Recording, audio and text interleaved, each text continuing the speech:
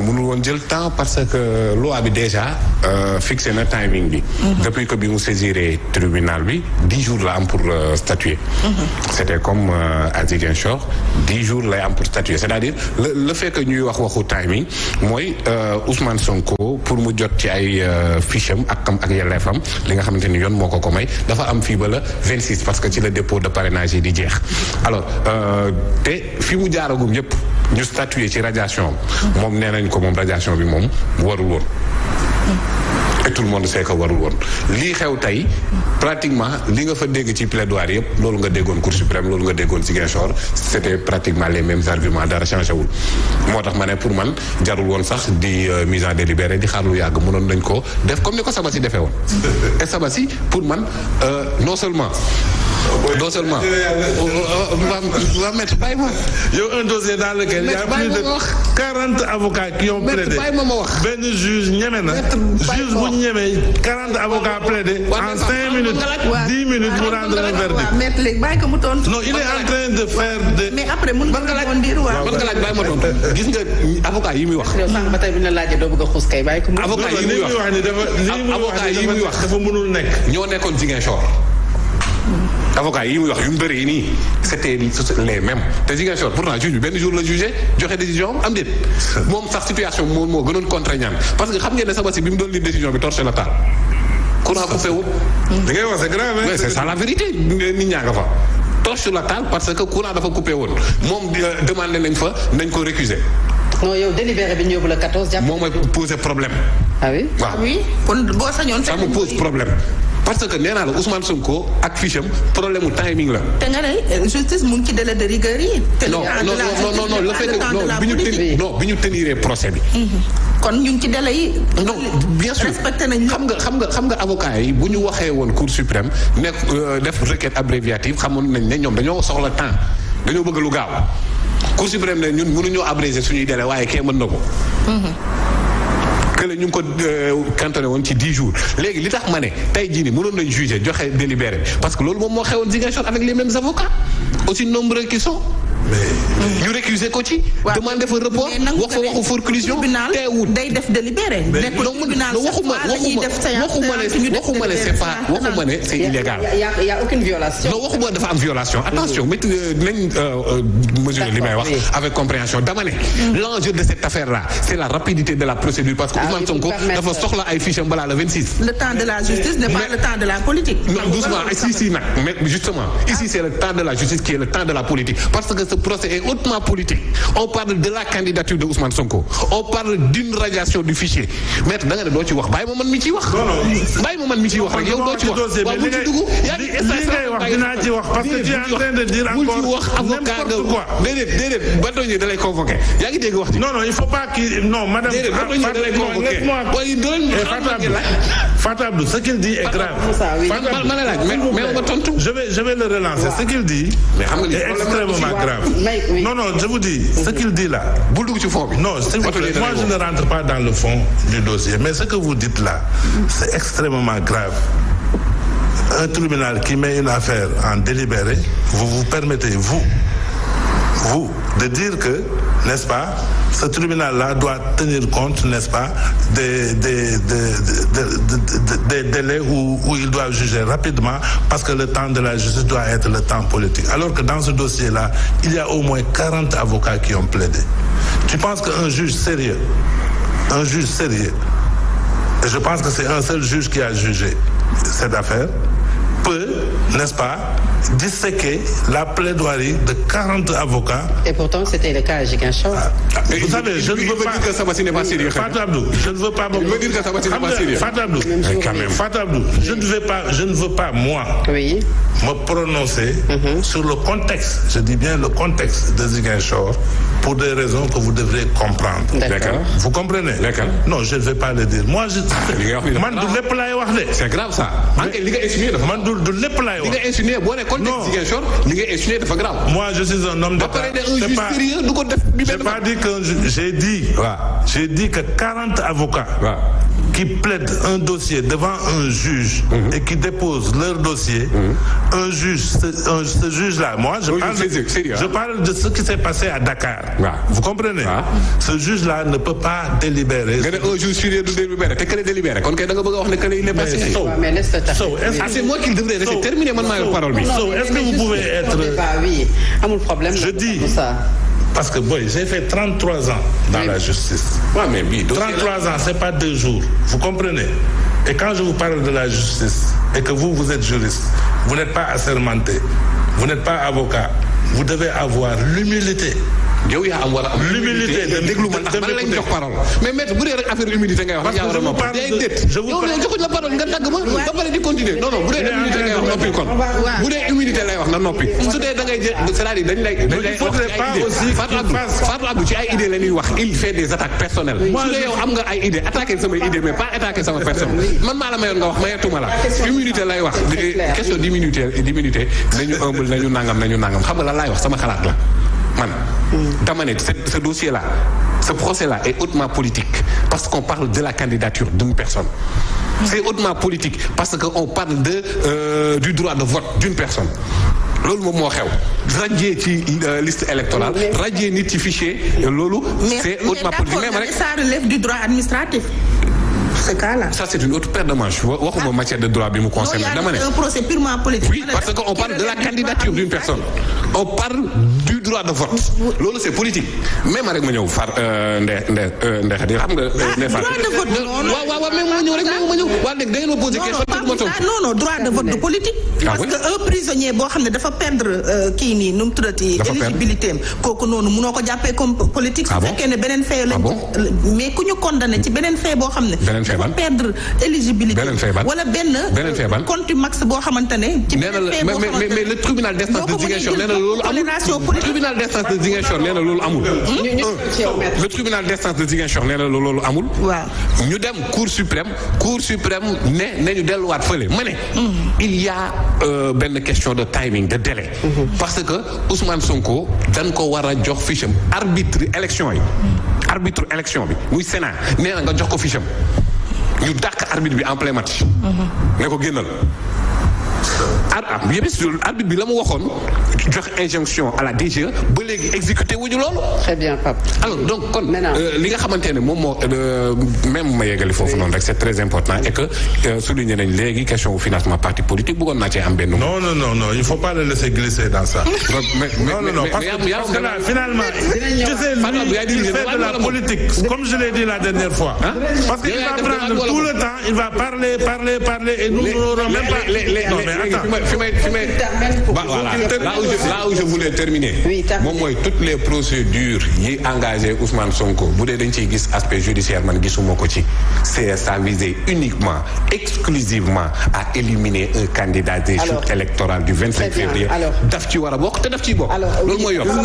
Gis nga Fatou Abdou xam nga man lan laa gëm man. Oui, le fait de refuser de lui donner des fiches de parrainage Sénat bi nga xamante ne injonction defuñu ko.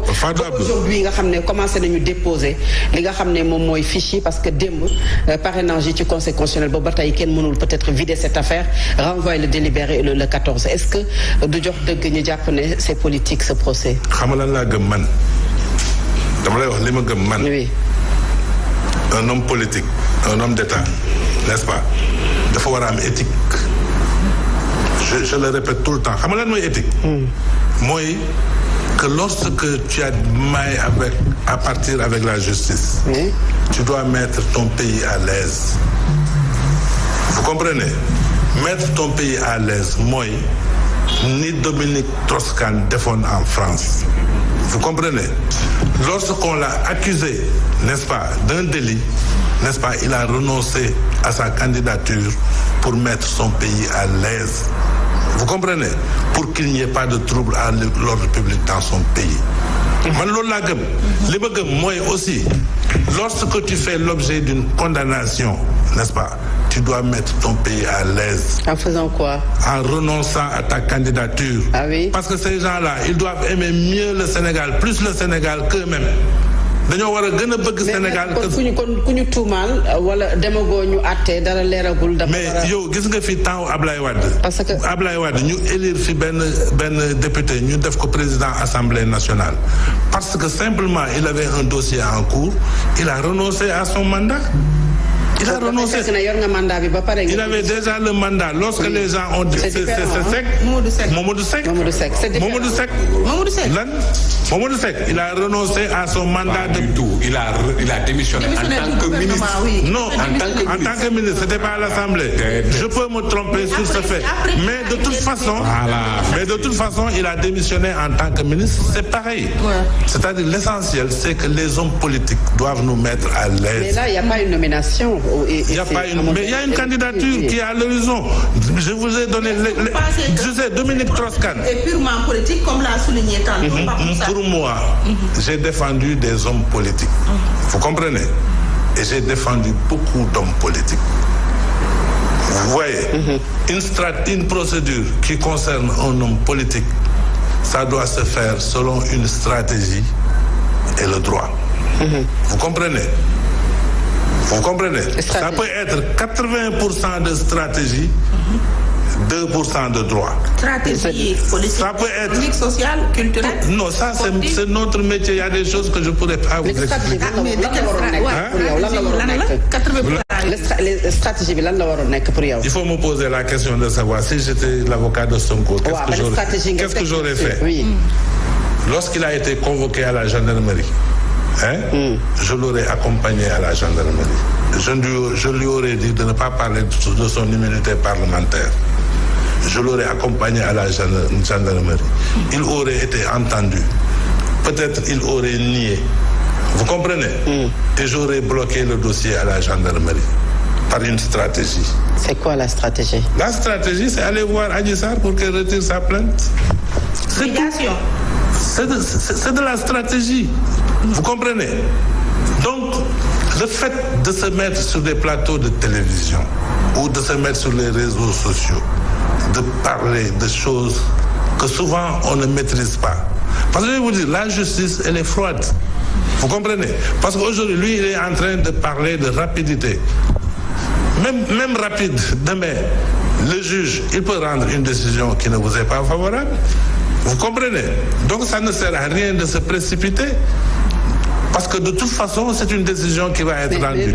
Et aujourd'hui, avant que la décision ne soit rendue, personne ne peut préjuger, n'est-ce pas, de ce que cette décision-là sera. Parce que c'est ça la vérité. Vous comprenez? Donc il faut faire de la stratégie, faire de la réelle politique. Lire la situation, savoir ce qui est possible et ce qui n'est pas possible. Et pourtant, Ousmane Sonko a de bons avocats. Il a de très bons avocats. Oui. D'excellents avocats. Vous comprenez? Il a d'excellents avocats qui se sont battus. Mais moi, vous m'avez posé une question, j'ai répondu ce que j'aurais fait. Peut-être oui, pas Moussa. Oui. Xam nga déjà au moins mettre. Est-ce que là ci financement yi sax yow? Au moins. Madame, il faut lui poser la question. Est-ce que là ci dégg naa approche bu honnête sax moom de sa part. Wan na ne li mu bëggoon mooy Ousmane Sonko renoncer à sa candidature. Non, j'ai pas dit ça. Non, j'ai pas dit ça. Je vous ai dit qu'un homme d'État doit plus aimer son pays, c'est-à-dire l'intérêt général, que lui-même, c'est-à-dire l'intérêt particulier. On met l'intérêt général, on met l'intérêt particulier, c'est-à-dire ton intérêt personnel et l'intérêt du pays, tu choisis l'intérêt du pays. D'accord. Vous comprenez? C'est ça que je dis.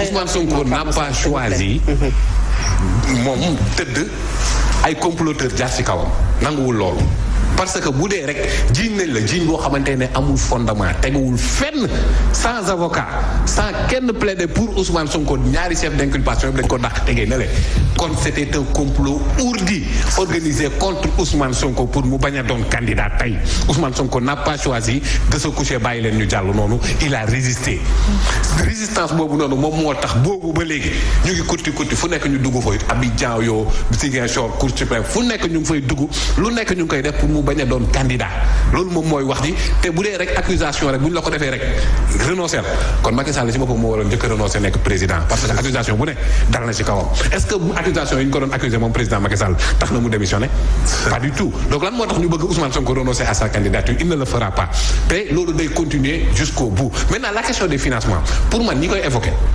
ñooñu ñi ñu ñaar lañ njëkk a tooñ la communauté mouride ak l'état du Sénégal. bu leen daal Sénégal parce que ki nga xamante ne moom moo dem ci assemblée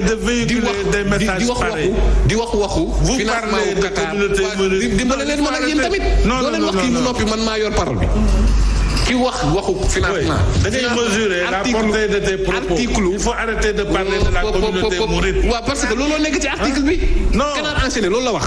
dafa ne Sénégal dañ koo inondé ay xaalisu Qatar pour convaincre la communauté mouride de soutenir Ousmane Sonko. mais loolu la article bi wax. da nga ne woon. loolu la article bi wax. bu ñu xool.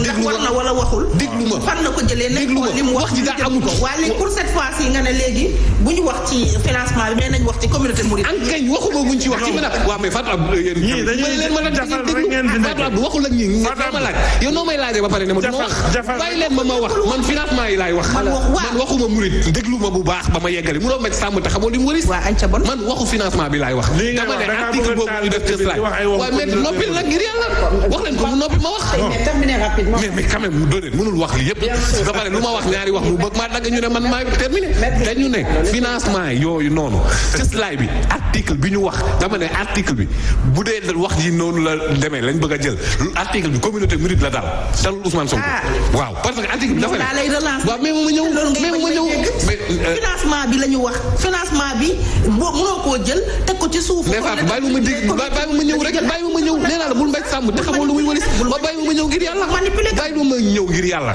parce que lii mooy manipulation may yow ma yeggali bàyyi ma yeggali ba ma daaneel nga mën a topp parce que yéen a ngi wax bu bëreeg ma noppi article bii doon cëslaay bi Cheikh Yérim na ci article baa ngi nii kon lii na leer article bi waxul benn yoon lii ñu koy waxloo article bi dafa ne ay Qatar yi dañ fee ju xaalis pour ñu convaincre la communauté mouride de soutenir Ousmane Sonko loolu la article Canard enchaîné bi wax article bi loolu mu wax dama ne ñàkk a xam communauté mouride moom mooy da nga foog ne xaalis moom moo leen di convaincre du loolu donc xaalisu Qatar boobu ñuy wax mais article waxul loolu kese ne it xaalis bu daf fi dugg ci moment yi nga xam ne dëkk bi dafa amoon violence ba tey pour semer violence bi ci waxul loolu liiroo article bi kon mën naa laa liiral article bi ba mu jeex léegi graaw léegi nañ dem ci loolu léegi deuxième bi mooy maanaam Sénégal moom 20 millions de dollars mën na fee dugg te kenn du ko yëg loolu état wu Sénégal lañ njëkk a salfaañe état wu Sénégal loolu la joxar bi baaraam parce que bu dee rek dañ ne am nañ ay renseignements yu baax am nañ sécurité bu baax xaalis mënu fa duggee noonu te kenn du ko yëg léegi li la cërale woon jeex na waaye nag foog ñu leeral ne Ousmane Sonko wala Pastef ak financement wu seen i activité militants yi koy kii Sénégal yëpp dañ koy gis avec une traçabilité claire kon boobu noonu diversion rejetée amul bopp amul genn léegi nag financement buy jógee étranger la waxoon Macky Sall bindoon na fi Gabon ñu ngi koy fàttaliku waaw mais Pape Moussa loolu wax di suñu ñu des xanaa rek ñu jox maître moom également maître nag ñoom lancé nañ cagnotte oui nga tënk ko waaw je vais être très bref pour dire que rek nit dafay maandu daal vous comprenez dafay maandu te dafa am ay propos yoo xam ne